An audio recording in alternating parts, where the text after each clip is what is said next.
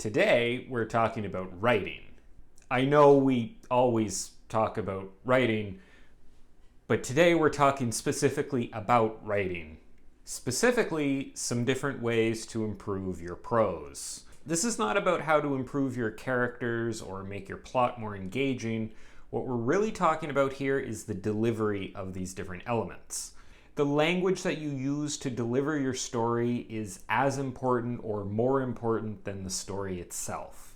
In fact, well-written prose with good flow, rhythm, and structure will only serve to improve your story and make it more impactful. So with that, here are some tips for how you can improve your prose. Tip number 1, weed out any of your bad habits. We all have structures that we repeat far too frequently. Maybe you rely on gerunds too much. Maybe your descriptions rely too much on the color of objects. Maybe you overuse the same simile or metaphor. Maybe there's that one word you just really like to use all over the place. This type of repetition at the prose level can cause several problems. For one thing, it can get annoying, seeing the same structure over and over again. Relying too much on the same devices also limits your ability as a writer. It sort of stifles your growth and stops you from trying new things. So I recommend you take a read through some of your writing, taking note of any structures that you overuse. This is an area where having someone else read your work is helpful, as they'll likely be able to pick up on these things faster than you can. Challenge yourself when you're writing and revising to try some different methods. Experiment with different ways to present information. Make sure you've got plenty of variety on the page. Which is a nice segue to tip number 2. Look at your sentence structure and make sure it has some variety. Sentence structure, which I'm defining here as the length and arrangement of your sentence, is one of the most crucial elements of writing good prose. Sentences that are all the same length get repetitive. Sentences that are the same length don't create any rhythm. There's no flow. Varying the length of sentences creates rhythm. They allow the reader to move at different speeds throughout the piece. This makes the writing more enjoyable to read. Short sentences speed things up. Longer, more drawn-out sentences will have the opposite effect and will slow the pace of the story down.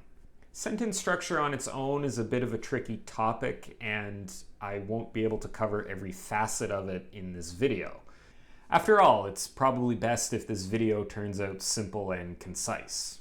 Just like tip number 3, keep your prose simple and concise.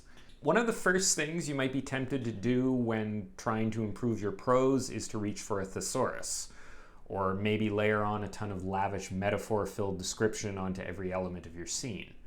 Overcomplicated words and excessive description might make the prose read a bit more flowery, but it's also likely to make the piece less readable and, in the worst case, less enjoyable. If the reader needs to pull out a dictionary to get the definition of the words you're using, then that's a problem. Good prose often has an inherent simplicity to it. This doesn't mean that it lacks description or feels soulless. Quite the opposite, in fact. Instead, simple prose uses precision to evoke the sort of response that you want in the reader. It does this by relying on powerful word choice and precise descriptions that evoke the desired emotions in the reader. So how exactly do you do this? How exactly do you make your prose more concise? Well, start by trimming the fat from your writing. Look out for unnecessary words. I made an entire video on the subject. These words can often be cut without affecting the meaning of a sentence and will make your prose more concise.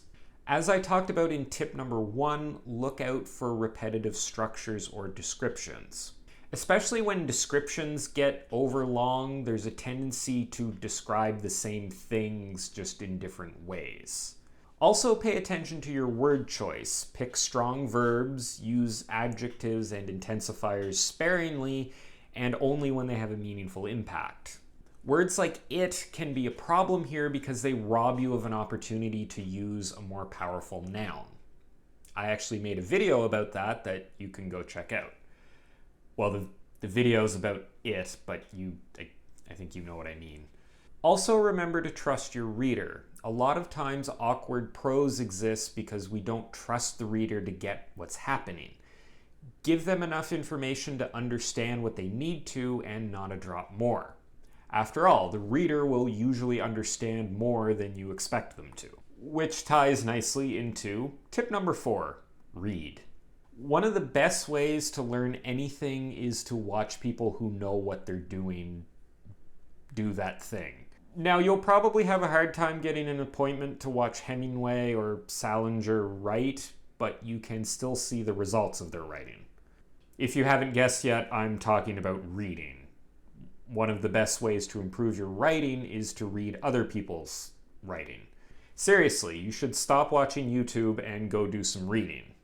And by that, I mean you should finish watching this video, go watch 5 or 6 of my other videos, and then go do some reading.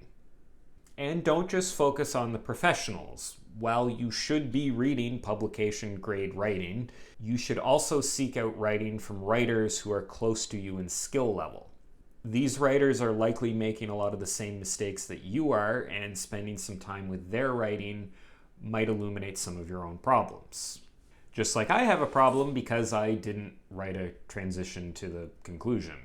So there you have it. I hope you enjoyed this video and found the advice in it useful. If you want to see more stuff like this, you can check out all my other writing advice related videos and subscribe to my channel.